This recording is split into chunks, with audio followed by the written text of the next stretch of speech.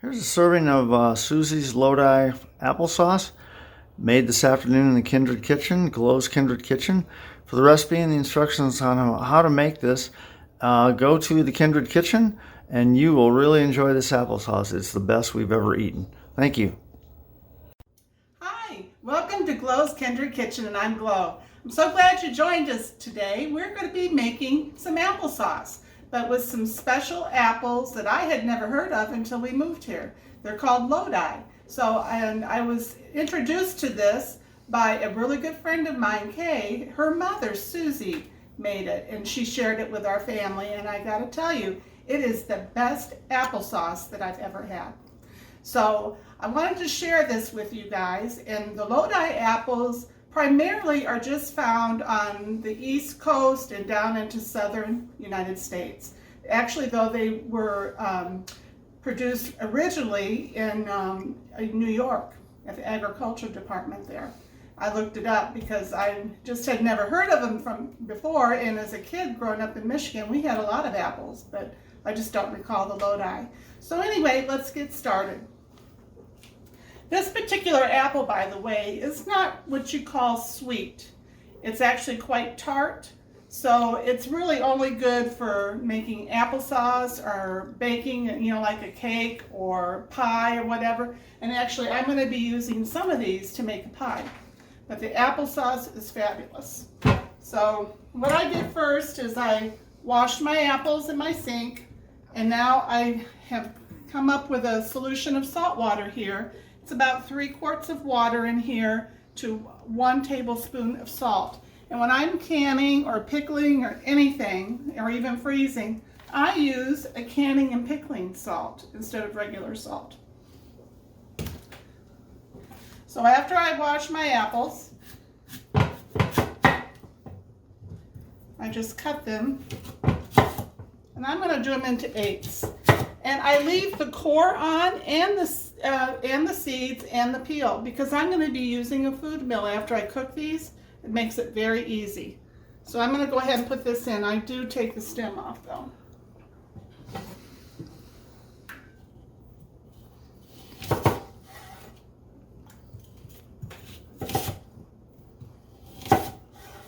This basket here of apples, by the way, was 23 pounds of apples. So we're going to be doing probably about half of it today for applesauce, and then some of it I'm going to be using for a pie, and we'll just see how it goes today. I may cook up some more of them than just the half a basket for applesauce because we really like it during the year. So I'm going to continue cutting these up, and I'll be back with you in just a little bit to show you the next step. Bye! Hi, well, I got all my apples cut up, and I ended up cutting up probably about 15 pounds of apples. The rest I'm going to probably use for a pie, like I said before, and maybe some baked apples during the week. But I also wanted to share with you that the Lodi apple is one of the first apples to be ready to be picked during the season. So in our area, the apples here are ready, the Lodi's are, the end of June and into July. And then, of course, if you go further north, like into Kentucky or Virginia, it would be like the end of July and into August. So, and the shelf life for these in the refrigerator are only about 2 weeks. So it's important that you use them, as soon as you get them. But now all I have to do is, these again were in salt water, and that was to prevent them from browning when they were setting in here. And now I'm going to just take them and put them into my pot that I'm going to use to cook my apples on the stove. I won't have to add any more water to this pot other than what's reserved on these apples as I'm taking them out. It's something though that when you're cooking the apples on the stove, you have to do it low and slow so they don't stick, and stir quite often. So there's enough moisture, Miss Glow, in the apples, on the apples, to be sufficient. Yes. These are really nice apples. And the seeds in these are white.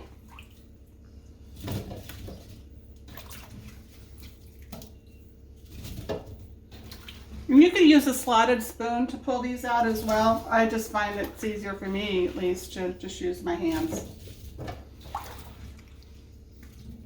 This apple kind of of reminds me in the way of a Granny Smith apple, but a little, it has more flavor than a Granny Smith.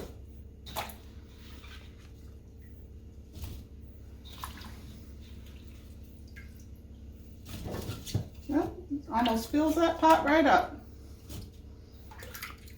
Fill them up, Miss Glow. Okay, so now I'm going to dry my hands and I'm going to be taking it over to the stove, and we'll show you after we put it on the stove. Bye. Hi, well, I just now put the pot over on my burner, and I put it on my large burner. It works better with this large pot. This is a stock pot that I use for soups and for making my stocks. And it is one of those pots that's just very versatile. I love it. Had it for years. So what I'm going to start this on is, I have an electric stove, and I'm going to start it on 3, which is like medium low, almost more like into the low area. And this is going to take probably a couple of hours to get nice and soft so that we can put it through our food mill. And I'm not going to be canning this applesauce. I'm actually going to be freezing it. And I'll share with you how I do that as well. So I'll see you back in a couple of hours. And as a reminder, when this is on the stove like this, because the only water that is in this was what was in, the bath there for the apples as I was cutting them up, when I was removing it. So we have to make sure that we stir this often to make sure that nothing is sticking. But the reason why we don't have a lot of water in here is so that we have just the apples.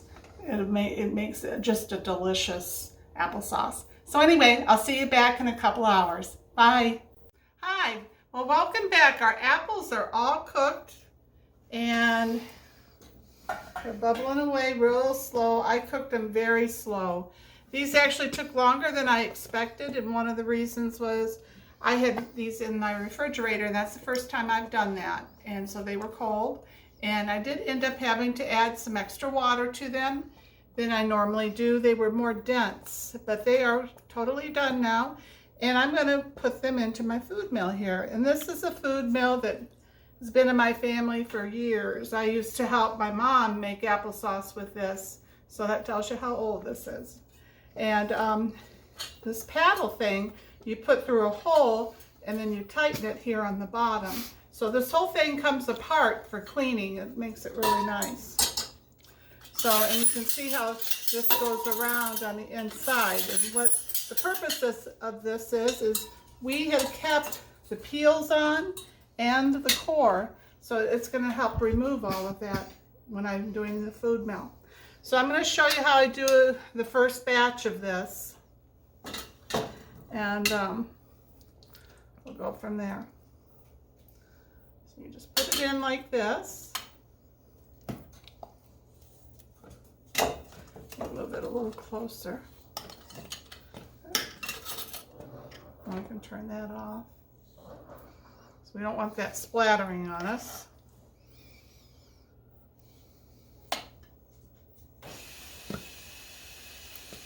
You can hear it talking to us. So, and then what you do is you take this and you're pressing the sauce down through here.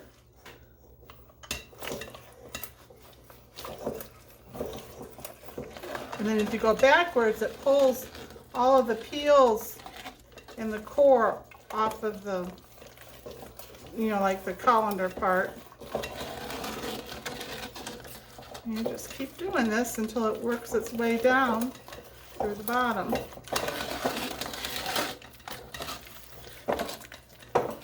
By doing this, you keep a lot more nutrients in your applesauce too, and flavor from the peels.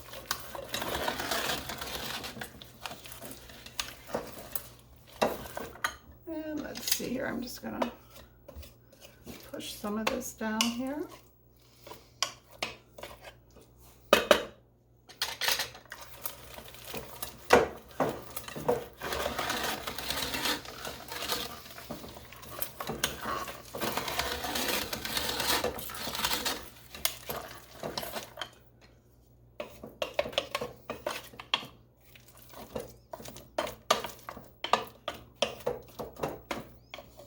And it takes a while to get this all the way through so that you make sure you get all your apple out of it, which is what I'm doing right now. Can you guys see that okay?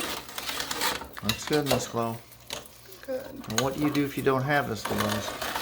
What do you do if what? If you don't have this device? The food mill? Yes. Well, they're really not that expensive. I see. So you can purchase one, or what you would do is remove the core and the peel before you would to cook the apples. But that does take away from some of the flavor of your homemade applesauce. In the past, I have made applesauces with, you know, different varieties of apples, and I mix them, and they're all good, but there's something special about this variety that I just really like. We've always called it Susie's Lodi applesauce, since she's the one that gave us the recipe and first time we ever tried it.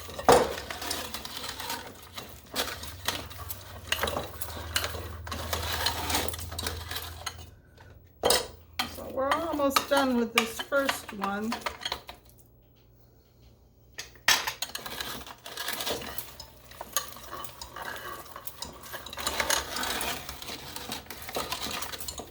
There's a little bit more in here that we can get out. But you're going to be able to see that there's very little waste here.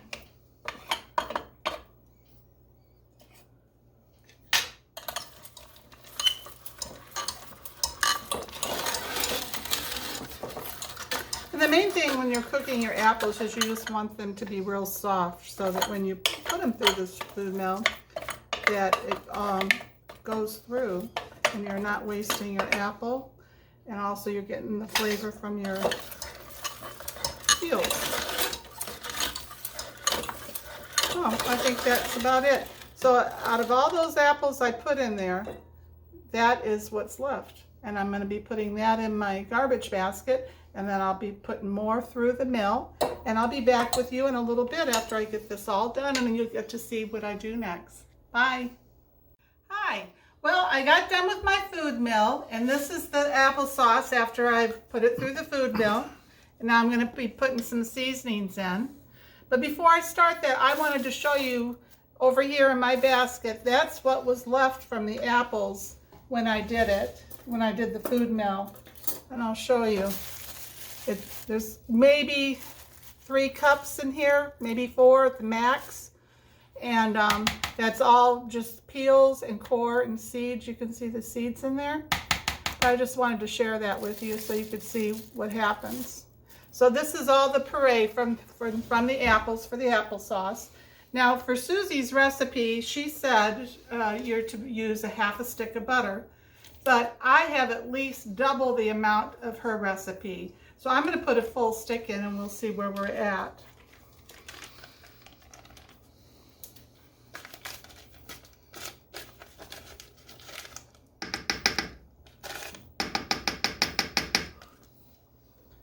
I'll just put that in there. And then she calls for a cup of sugar. So I'm going to start with a cup and we'll see how sweet it is and if we need any more, because we usually don't have our applesauce real sweet. So actually I'm going to start off with a little less, almost like 3/4 to start with. So I'm just going to mix this all together. And before I put this applesauce back in this pot, I rinsed it out really well, because you will have, you know, little bits of the apple in the pot still.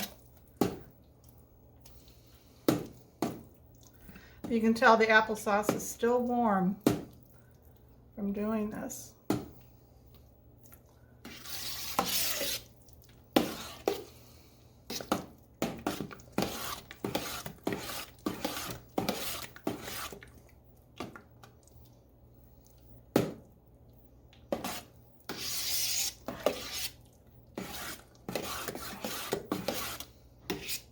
Stirring this around so it gets mixed up real good, and then we're going to sample it and see what we think. This applesauce, actually with the peels in it, it takes on a little bit of the green from the peel. That's fine, and if you did it with red apples, you would have like a pink or red tinge to your applesauce. There. Get a spoon. I'm just going to try it.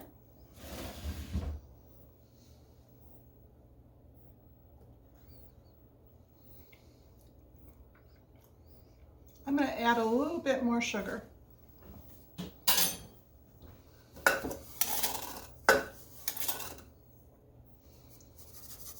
So I think total it'll be 1.5 cups.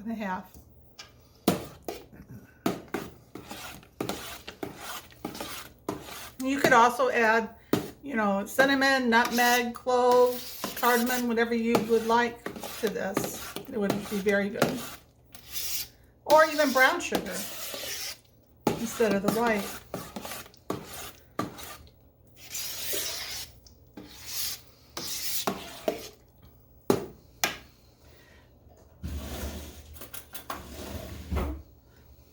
Excuse me.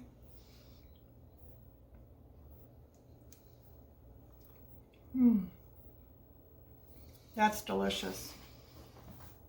You want to try a little, Richard? Sure. You can tell me if you think it's okay. It still has a little bit of tartness to it, and that way we can add to it depending on what we're serving with the applesauce. Very good. Okay. Real good. Here's your spoon. Okay, thank you. So what we're going to do is we're going to put some of this. Let me move this.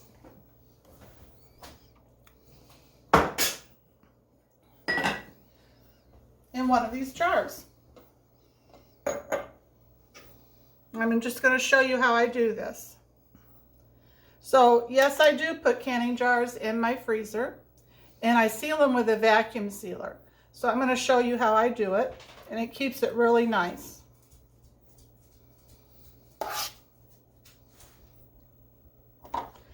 The main thing is you need to leave enough headspace in your jar for when it freezes. And I always leave at least at least an inch of headspace.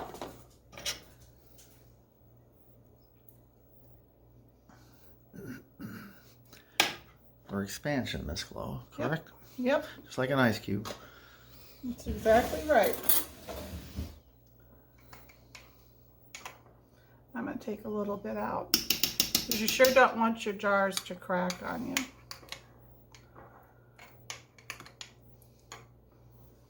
So I usually do down to right here where I'll lift up the jar so you can see. Right here at this The first lip. Yeah, thread. Yeah, and then that way you have a good inch of headspace. And by doing that, I would be very surprised if you had a jar that cracked.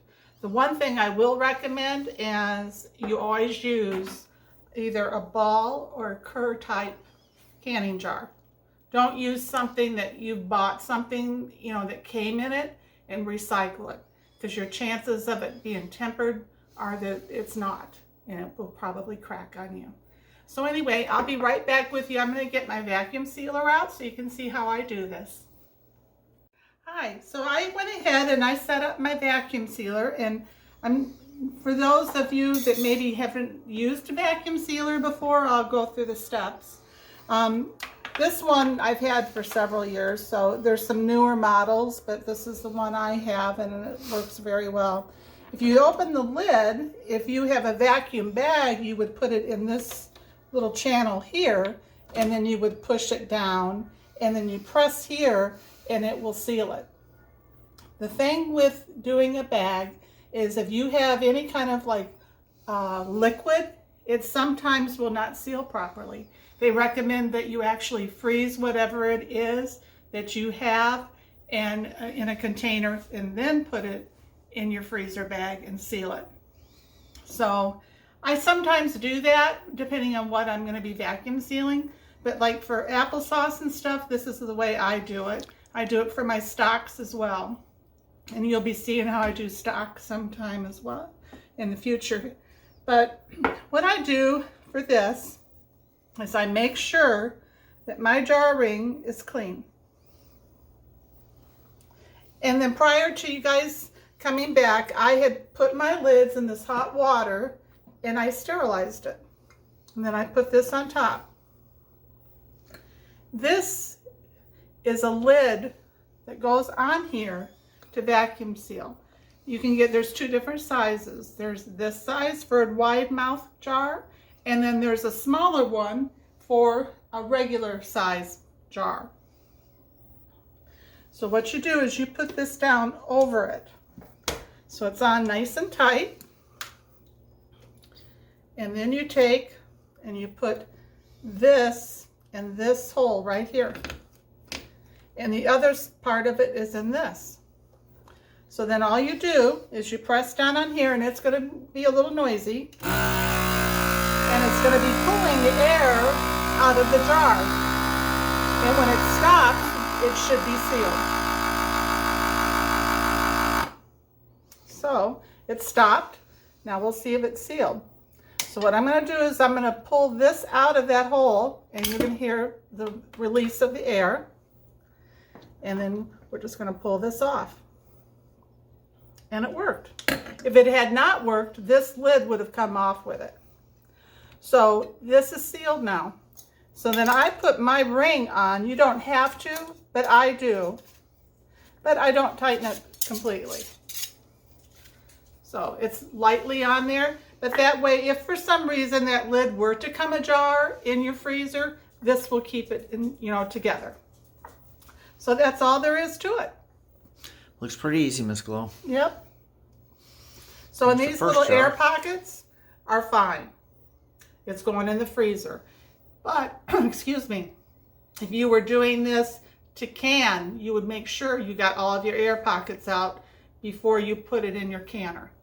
So anyway, I hope you enjoyed this, and I know we're going to enjoy this over the winter. Talk to you later. Bye.